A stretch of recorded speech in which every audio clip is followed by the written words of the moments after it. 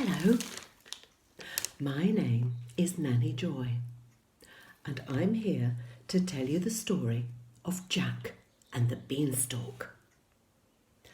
Now, in the story, I'm going to say 3 words that I want you to help me with. The first word that needs some help is cow. Now, every time I say cow, I want you to go moo, just like cows do. So shall we practice? I'm going to say cow, and what are you going to do? That's right, you're going to moo. Oh, over in the field, I can see a cow. That wasn't really very loud, was it? It wasn't a very big cow. Shall we try again? Over there in the field, I can see a cow. That's better. That was a very big cow, a very noisy cow. Now, the second word you need to listen out for is the word giant. And when I say giant, I want you to go roar. Do a big roar like a giant would. Shall we practice? Coming down the stairs, I can hear a giant. It wasn't a very big giant. I think we need to practice your roar. Let's have another go. Coming down the stairs, there was a big giant. Gosh, that was very scary. A very big roar. Well done.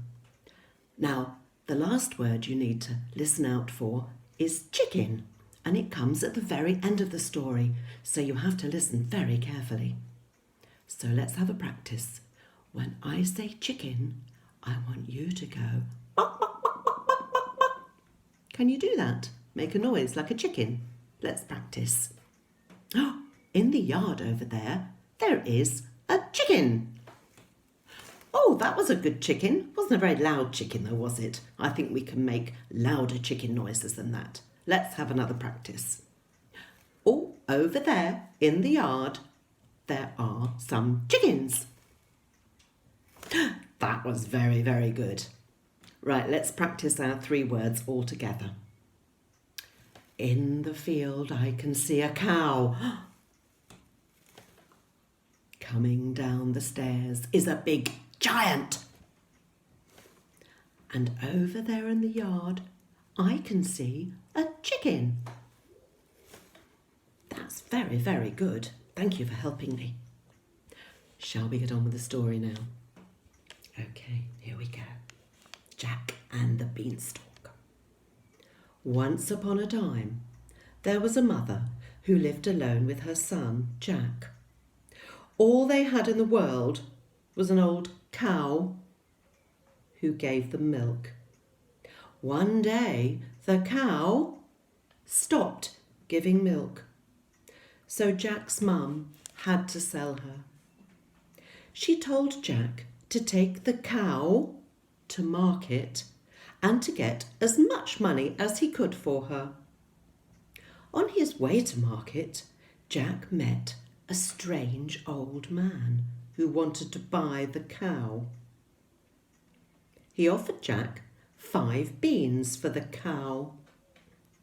Jack knew that his mother would be very angry if he sold the cow for beans. "They are very special beans," said the man. "They are magic. They will bring you good luck," said the man. Jack thought that he and his mother needed some good luck, so he gave the cow to the strange old man in return for the magic beans. As you can imagine, Jack's mother was very, very angry when he returned home with no money at all, just a few beans. She threw the beans out of the window and sent Jack to bed without any supper. Poor Jack. He really thought that the beans were magic. Now he just felt silly. Next day, when he woke up, It was very dark in his bedroom, as if it was still night. He looked out of his window, and all he could see were lots and lots of dark green leaves. They seemed to disappear into the clouds. It was a giant beanstalk. So they were magic beans after all. Did you remember to roar when I said giant? Without stopping to think, Jack climbed out of his window and started climbing up, up, up towards the clouds. In no time at all, he was at the very top of the giant beanstalk and jumped off in what seemed to be a cloud. He could see an enormous house in the distance and wanted to know who lived there. He went up to the front door and knocked. Suddenly, the ground started to shake, and a terrible pounding sound of footsteps hurt his ears. The door was opened by the biggest man he had ever seen. It was a giant. Jack ran away round to the back of the house to hide. Luckily, the giant was so big and Jack was so tiny, he didn't see Jack, but he could smell him. The giant roared in a voice as loud as thunder. Fee, fi, fo, fum. I smell the blood of an Englishman. At that point, Jack was terrified. He rushed round the house and bumped into a very large lady. It was the giant's wife. She quickly told Jack to hide in the cupboard, and before Jack could argue, she pushed him into the cupboard and shut the door. Inside the cupboard, Jack found lots of gold coins. He popped one into his pocket, thinking it would please his mum. When the noise died down, the giant's wife opened the cupboard and gave Jack some breakfast. She told him that if he wasn't careful, the giant would eat Jack for his breakfast. Jack thanked the giant's wife politely for breakfast and ran away down the beanstalk as fast as he could. Jack's mother was so excited when she saw the gold coin. She kissed Jack and told him how clever and brave he was. However, when she heard about the giant, she made Jack promise never to go there ever again. He promised. But somehow, as the days passed, he kept thinking about his adventure. He really had enjoyed all the excitement, and he kept thinking about all the giant's gold coins. We could be very rich, he thought. So, one day, when his mum wasn't looking, he sneaked out of the house and climbed up the beanstalk again. When he got to the enormous house, the kitchen door was open, so he went to hide in the cupboard again. But oh dear, the giant could always smell little boys, and suddenly Jack heard the giant's roar.